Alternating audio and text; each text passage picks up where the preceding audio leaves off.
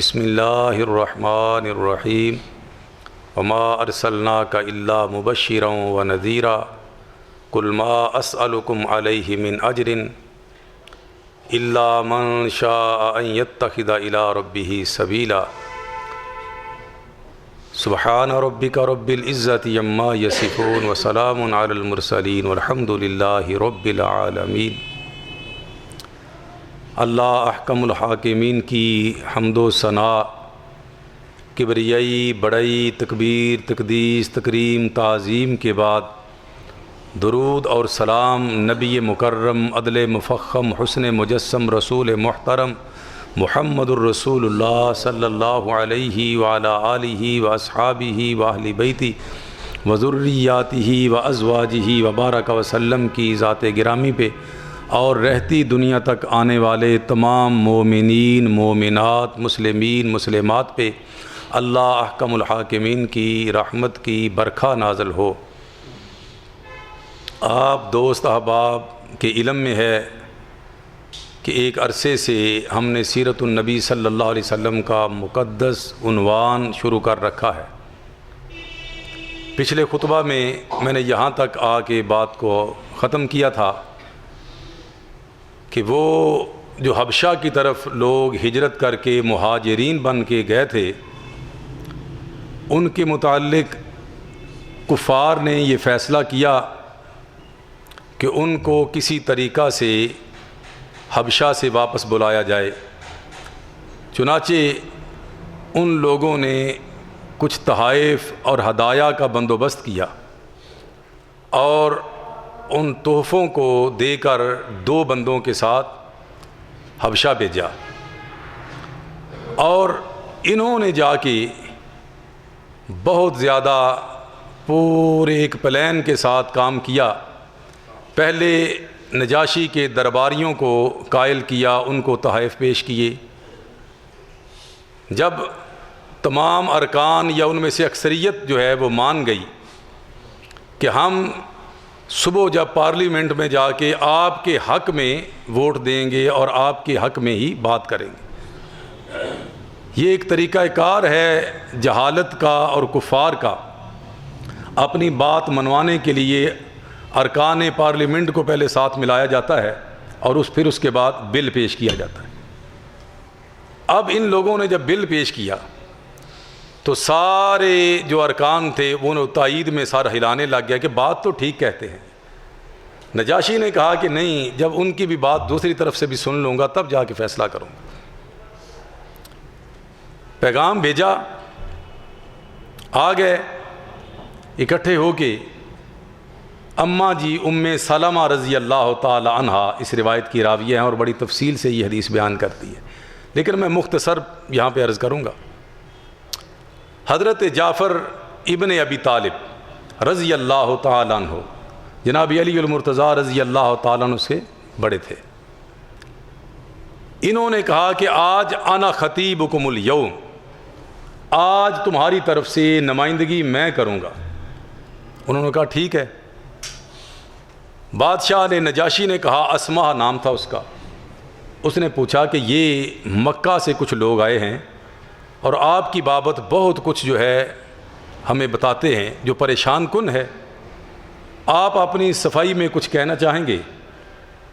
تو حضرت جعفر رضی اللہ تعالی عنہ کہتے ہیں، ایھا الملک، بادشاہ سلامت، کننا قوما اہل جاہلیہ، ہم جاہل لوگ تھے، جہالت میں بسنے والی لتھڑی ہوئی قوم تھے،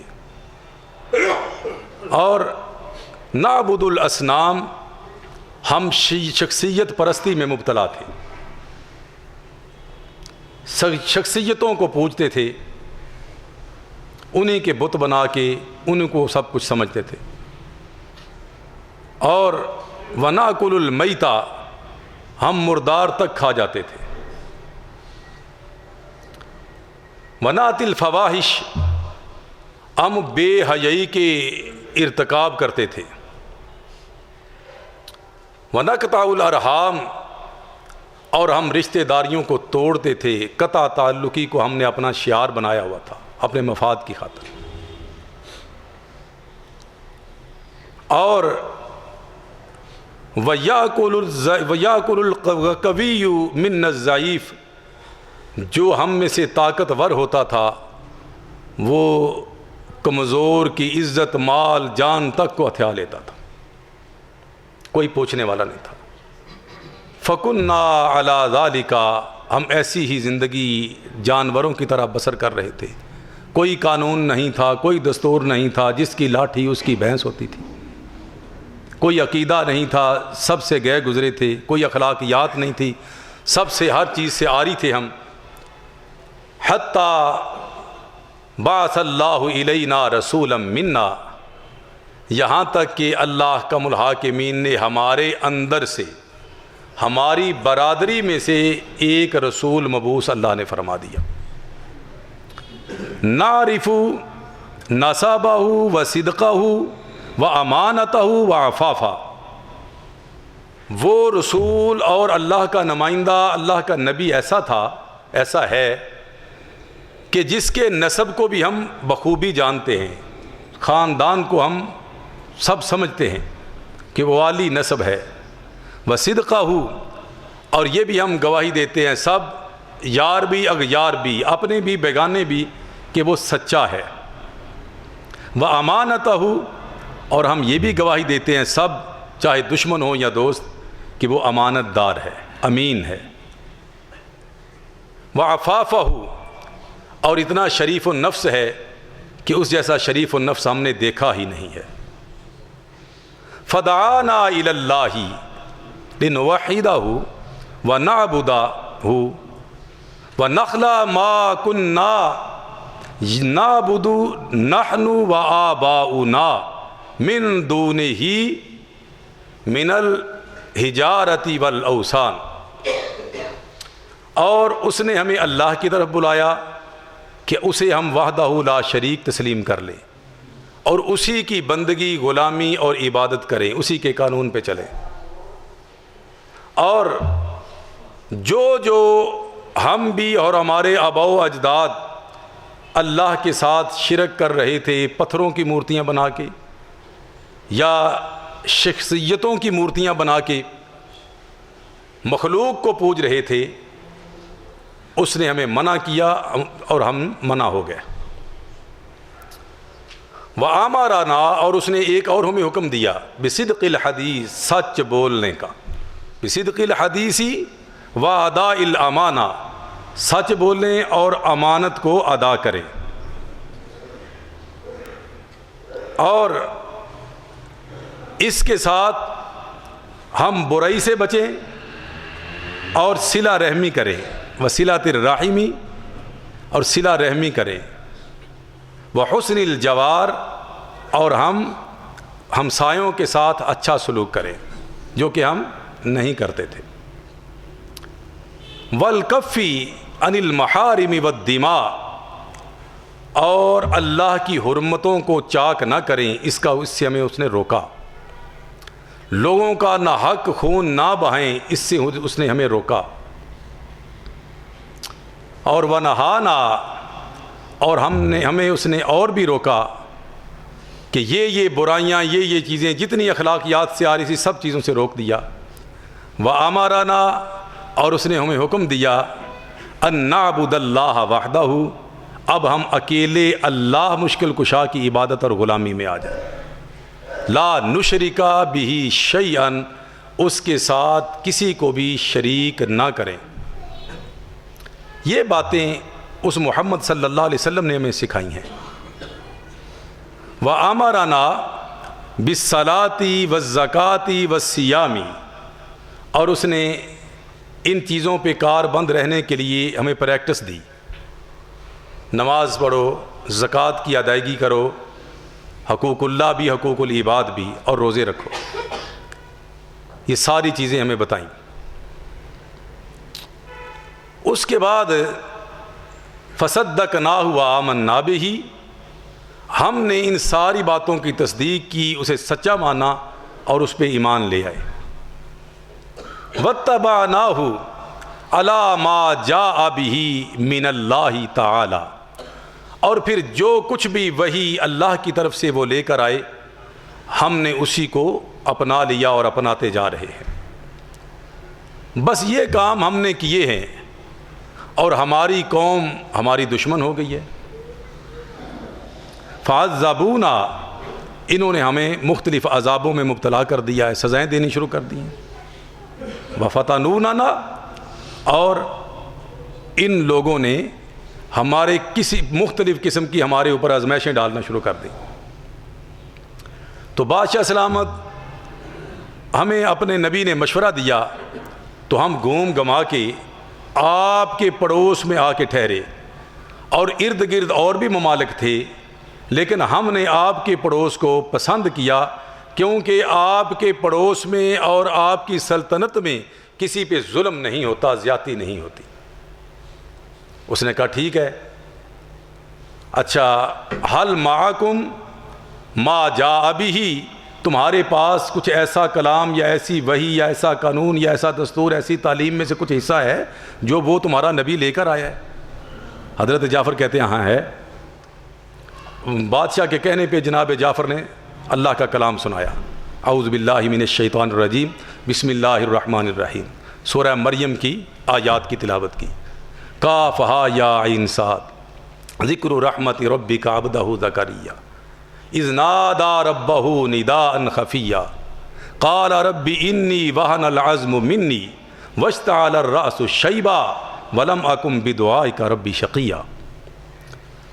حضرت زکریا علیہ السلام کا واقعہ ان کے اوپر پڑھ کر سناؤ ان کو، کہ جب زکریا علیہ السلام بے اولاد تھے، زکریا علیہ السلام نے اپنے رب کے حضور خفیہ خفیہ چپ کے دعا کی، ندا دی، مولا مجھے ایک بیٹا عطا کر دے،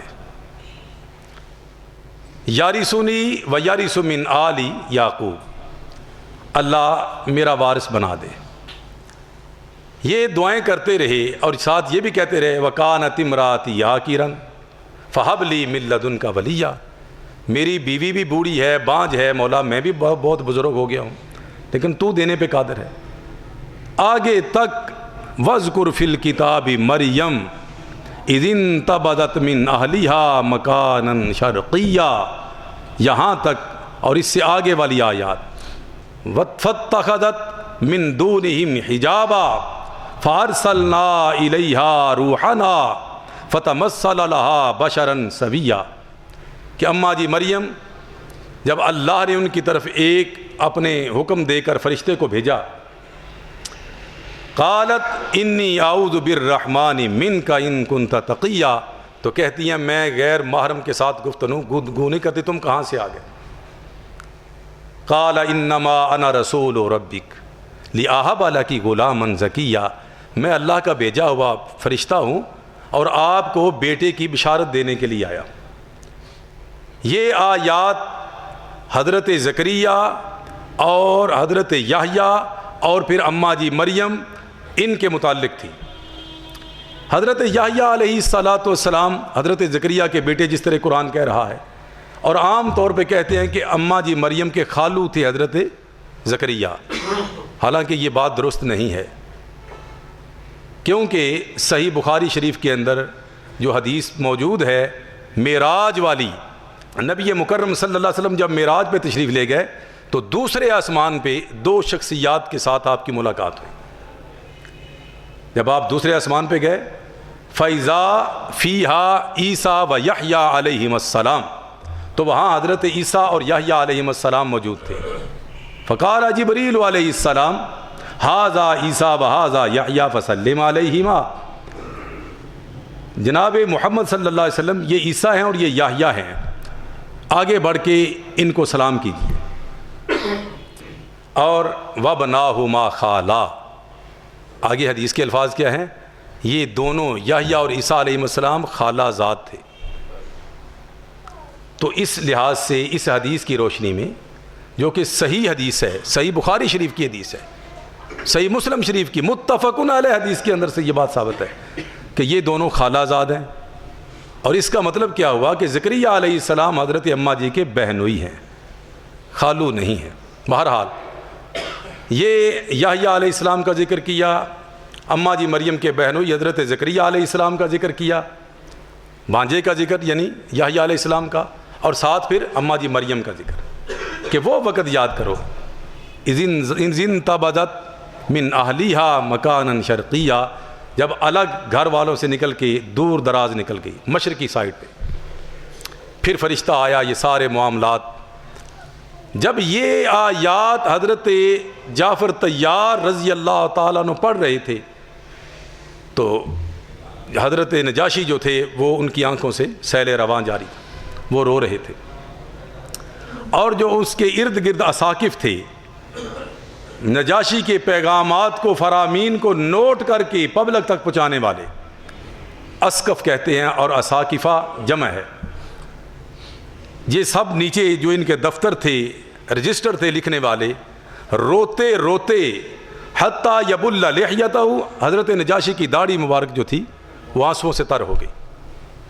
حضرت نجاشی میں کیوں کہتا ہوں، نبی مکرم صلی اللہ علیہ وسلم کے اوپر ایمان لانے والے تھے، یہ اللہ کے صحیح بندے اور مومن تھے. میرے آقا صلی اللہ علیہ وسلم نے ان کا جنازہ بھی پڑھا تھا غیبانہ جب یہ فوت ہوئے تھے. تو حضرت نجاشی کی داڑھی مبارک آنسوؤں سے بھیگ گئی، اور جو اساقفہ تھے، اسقف تھے لکھنے والے نجاشی کے فرامین کو، ان کے وہ بھی اتنا روئے، ان آیات کو دیکھ کے کپ کپا گئے، اللہ کے حضور گڑ گڑا گئے، اور آنکھوں پہ ملکیت نہ رہ سکی. ان کے رجسٹر بھی نیچے بھیگ گئے. اللہ کا خوف جو ہے وہ دل میں ہو اور قرآن کی سمجھ بھی ہو. ہم تو تلاوت قرآن جب کرتے ہیں نماز میں بھی اور بغیر نماز کے بھی، ہم تو ماز خانہ پوری کرتے ہیں نا.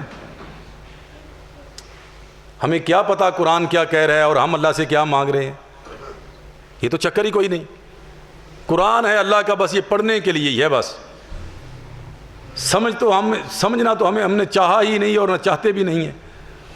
اللہ تعالیٰ ہمیں اس قرآن کو سمجھ کر پڑھنے کی توفیق عطا فرمائے. اور وہ ایک تو عربی جانتے تھے اور دوسرا اللہ کا خوف کی ان کے اندر موجود تھا. محض سمجھ لینے ہی بات نہیں ہے، رب کا خوف تقویٰ بھی اندر ہونا چاہیے. روتے روتے نجاشی کی داڑھی تر ہو گئی اور ان کے رجسٹر تر ہو گئے، اور حضرت جعفر طیار پڑے جا رہے ہیں. آخر انہوں نے کہا کہ بس کرو. ساری باتیں پہلے ہو گئی تھیں، کلام اللہ کا سن لیا. اس نے کہا بھائی چلے جو دونوں، مجھے کچھ نہیں چاہیے اور ان کو میں نہیں جانے دوں گا. یہ کہنے لگے اچھا کوئی بات نہیں، کل صحیح. اگلا دن آیا تو کہنے لگے ایک بات ہم بتانا جناب کو بھول گئے تھے. وہ کیا تھی؟ یہ عیسیٰ علیہ السلام کی گستاخی کرتے ہیں، یہ بہت بڑے گستاخ ہیں جناب عیسیٰ کے علیہ السلام. اس نے کہا اچھا بھائی پھر بلا لیتے ہیں. پھر بلایا گیا تو پہلے کی طرح جس طرح اتفاق پہلے کیا تھا کہ سچ کے سوا اور کچھ نہیں کہیں گے، اب بھی سب نے کہا کہ جو عیسیٰ علیہ السلام کے متعلق اللہ فرماتے ہیں، یا اخت ہارون ما کان ابوک امرأ سوء وما کانت امک بغیہ فاشارت الی قالوا کیف نکلم من کان فی المہد صبیا قال انی عبد اللہ آتانی الکتاب وجعلنی نبیا وجعلنی مبارکا اینما کنت واوصانی بالصلاۃ والزکاۃ ما دمت حیا وبرا بوالدتی ولم یجعلنی جبارا شقیا والسلام علی یوم ولدت ویوم اموت ویوم ابعث حیا ذالک عیسی ابن مریم قول الحق الذی فیہ یمترون. جو اللہ نے فرمایا ہے. آ گئے بھائی عیسیٰ علیہ السلام کے متعلق کیا کہتے ہو؟ تو حضرت جعفر نے انہی آیات کو پیش کیا اور انہی کی روشنی میں فرمایا کہ وہ وقت یاد کرو جب قوم کے پاس حضرت عیسیٰ علیہ السلام کو اٹھائے ہوئے اماں جی مریم آئیں، اور قوم نے دیکھا اور قوم نے کہا کہ یا اخت ہارون ما کان ابوک امرأ سوء وما کانت امک بغیہ، اے ہارون کی بہن تمہارا باپ تو بڑا نیک تھا، ماں تو تمہاری بڑی شریف زادی تھی، یہ کیسے کر کے آ گئی؟ تو اماں جی مریم کو چونکہ اللہ نے حکم دیا تھا کہ خاموشی کا روزہ سمجھو رکھا ہوا ہے، گفتگو نہیں کرنی، اشارہ ہی کرنا ہے. فاشارت الیہ، بچے کی طرف اشارہ کیا. قالوا کیف نکلم من کان فی المہد صبیا، انہوں نے کہا کہ اتنا بڑا گناہ کرنے کے بعد بولتی بھی نہیں اور بچے کی طرف اشارہ کر رہی ہے. یہ چند گھڑیوں کا بچہ بھلا ہمیں کیا جواب دے گا، تسلی ہماری کیسے کرائے گا. اتنی بات کر رہے تھے تو قال، عیسیٰ علیہ السلام بول پڑے، انی عبد اللہ آتانی الکتاب وجعلنی نبیا، میں تو اللہ کا بندہ ہوں اور مجھے اللہ نے کتاب بھی دی ہے اور نبی بھی بنایا ہے، اور مجھے اللہ نے نماز اور زکوٰۃ کا حکم بھی دیا ہے. اوصانی بالصلاۃ والزکوٰۃ، چند گھڑیوں کے ہیں تو کیا بتا رہے ہیں؟ اوصانی بالصلاۃ والزکوٰۃ، مجھے اللہ نے حکم دیا ہے نماز کی ادائیگی کروں اور زکوٰۃ کی بھی ادائیگی کروں. میں اور آپ بھی اپنے گریبان میں ذرا جھانک لیں. چند گھڑیوں کا بچہ کہتا ہے کہ نماز اور زکوٰۃ کا حکم دیا گیا ہے، اور میں اور آپ ان دونوں چیزوں کا کہاں تک اہتمام کر رہے ہیں، یہ ہمیں بھی دیکھنا چاہیے.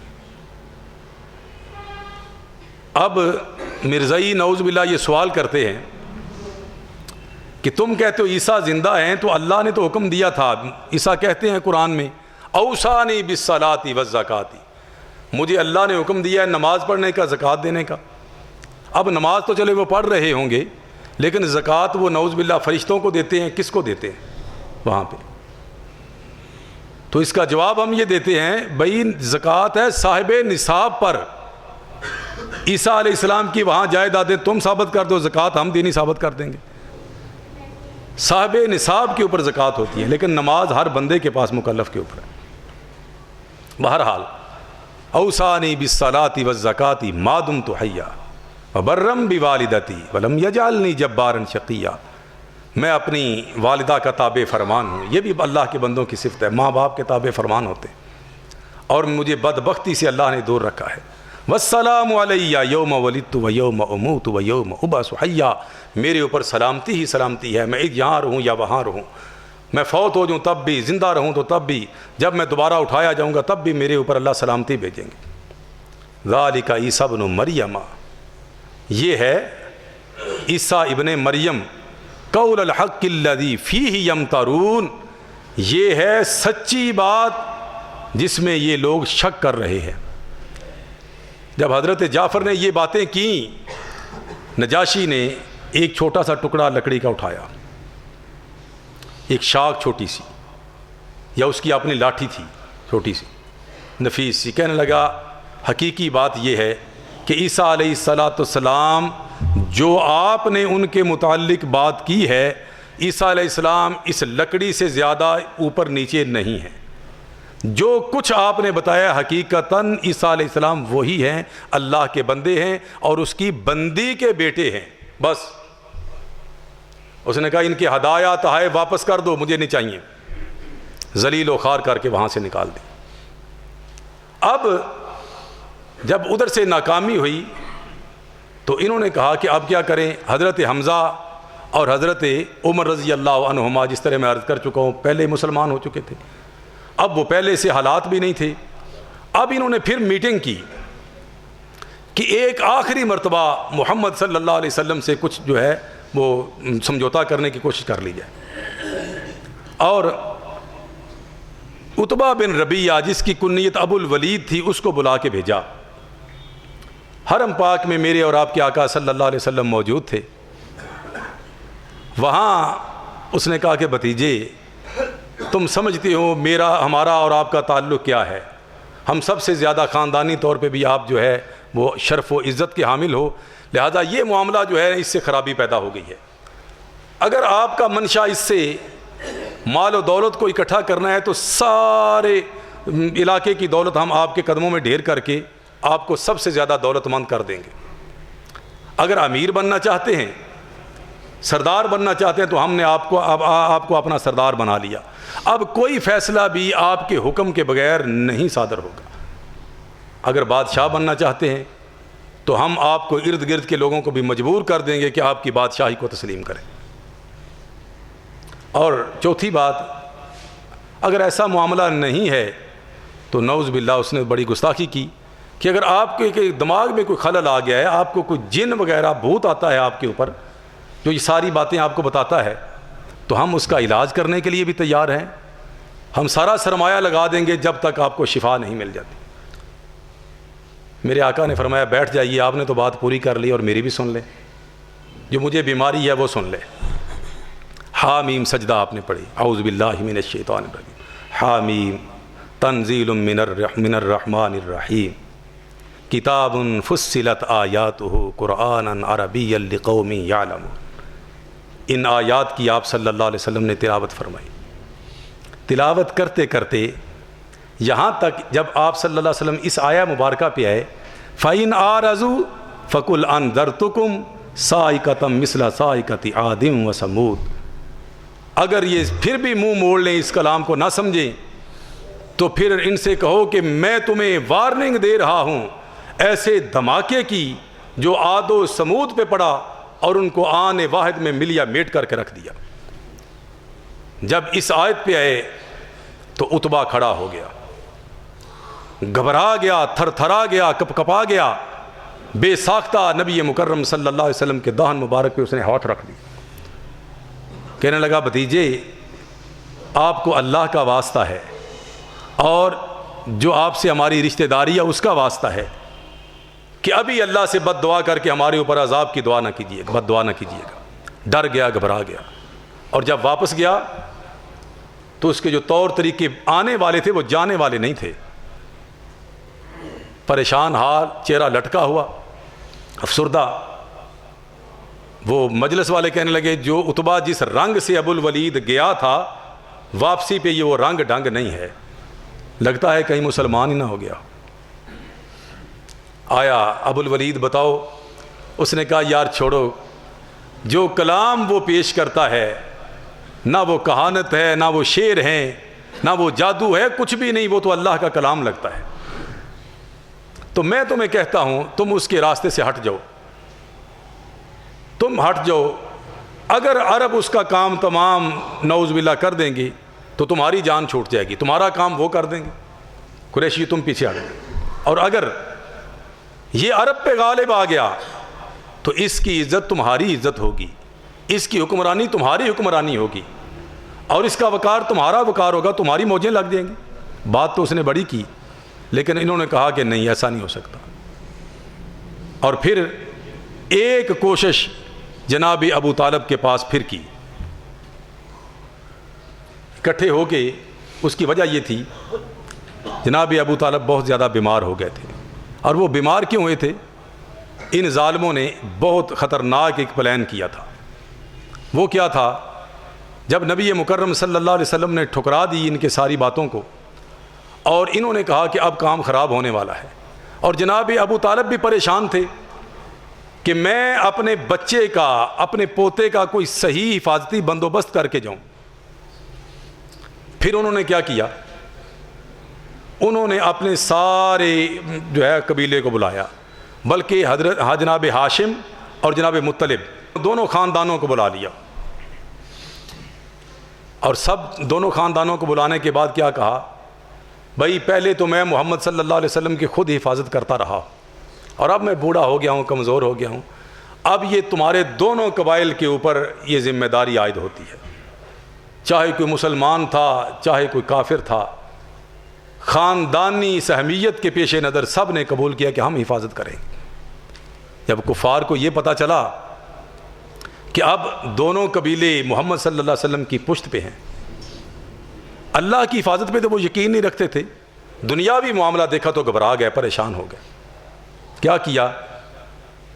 انہوں نے کہا کہ ان دونوں خاندانوں کا مقاطعہ کیا جائے، سوشل بائیکاٹ کیا جائے، نہ ان کو رشتہ دیا جائے، نہ ان سے لیا جائے، نہ ان کو کوئی چیز فروخت کی جائے، نہ ان سے کوئی چیز خریدی جائے، نہ ان کے گھر جایا جائے، نہ ان کو اپنے ہاں مہمان بلایا جائے، نہ ان سے بولا جائے، بول چال تک بند کر دی جائے، یہ بے یار و مددگار ہو جائیں. اور مکہ کے اندر کوئی باہر سے جو تجارت کرنے والے تاجر ہیں ان سے بھی مہنگے داموں سب کچھ خرید لیا جائے، ان کو ایک پھوٹی کوڑی بھی نہ دی جائے. فیصلہ ہو گیا. شیب ابی طالب کے اندر یہ 7 نبوی کی بات ہے. عین محرم الحرام کا چاند طلوع ہوا اس رات کی بات ہے، محرم کی چاند رات کی بات ہے، 7 نبوی محرم کی چاند رات کی بات ہے۔ شیب ابی طالب میں محصور کرتے ہیں، بنی ہاشم کو، بنی مطلب کو جناب محمد صلی اللہ علیہ وسلم کے ساتھ محصور کر دی۔ شیب گھاٹی کو کہتے ہیں، جناب ابو طالب کی گھاٹی۔ اور پھر 3 سال تک یہ بیچارے بلکتے رہے، پریشان ہوتے رہے، یہ درختوں کے پتے اور چمڑے تک کھانے پہ مجبور ہو گئے، چاہے کوئی مسلم تھا یا غیر مسلم تھا۔ قبیلے کی اہمیت میں سوائے ابو لہب کے، جو آپ کا چچا، حقیقی چچا تھا، یہ دور رہا، باقی سب ادھر آ گئے۔ اور لوگ بڑے پریشان ہوئے، یہاں تک کہ بچے اور خواتین، ان کے رونے کی گھاٹی کے باہر بھی آوازیں جاتی، یہاں تک کہ زہیر بن عمر یہ مخزوم قبیلے کا تھا، اور یہ جو زہیر تھا جناب ابو طالب کا بھانجا بھی تھا۔ یہ کوشش کر کر کے جو ان کے پاس گندم وغیرہ اس طرح کی چیزیں دیتے۔ حکیم بن حزام جو اماں جی خدیجہ رضی اللہ تعالی عنہ ان کے بھتیجے تھے، یہ بھی اس طرح کوشش کر کے ان تک گلہ پہنچاتے، اور کئی دفعہ آڑے بھی لوگ آ جاتے۔ بہرحال آخر کار ہشام بن عمر نامی ایک شخص تھا، عامر بن لوئی قبیلے کا، اس نے کہا یہ کیسی بےہودگی ہے یار، 3 سال ہو گئے، یہ بیچارے بے بس ہو گئے ہیں، اتنا بڑا ظلم۔ وہ اپنے آپ میں کڑتا رہا۔ ایک رات کو وہ حضرت زہیر کے پاس پہنچا، اور زہیر کو آ کے کیا کہتا ہے کہ یار تمہارے رشتہ دار ہیں، ہمارے بھی رشتہ دار ہیں، ان کے ساتھ یہ ہو رہا ہے۔ زہیر نے کہا بھی میں مجبور ہوں، میرا سب کوئی ساتھ نہیں دیتا۔ اس نے کہا میں تمہارا ساتھ دیتا ہوں۔ آخر کار پھر زمع بن اسود کے پاس ہے، پھر ابو البختری کے پاس ہے، اسی طرح گھومتے گھماتے مطعم بن عدی کے پاس ہے۔ یہ 5 کے لوگ تقریباً ہو گئے۔